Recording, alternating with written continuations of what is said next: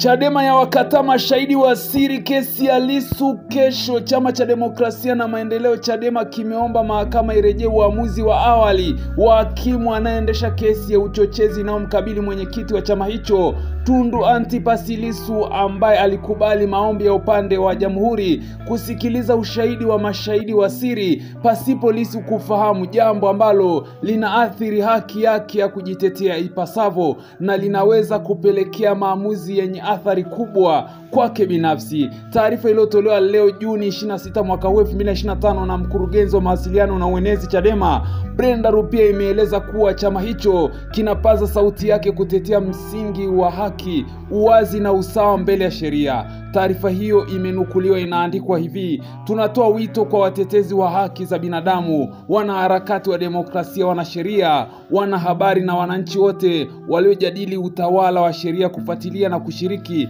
kwa ukaribu katika mchakato huu wa kimahakama. Haki haipingwi, chenga demokrasia hailindwi gizani, imesema sehemu ya taarifa hiyo. Inaendelea, Chadema ipo imetuarifu umma wa Tanzania, asasi za kiraia, jumuiya za kimataifa na vyombo vya habari vya ndani na nje ya nchi kuwa kesho Ijumaa tarehe 27 saa 3 asubuhi katika Mahakama Kuu ya Tanzania Dar es Salaam itasikilizwa kesi ya Tundu Lissu dhidi ya jamhuri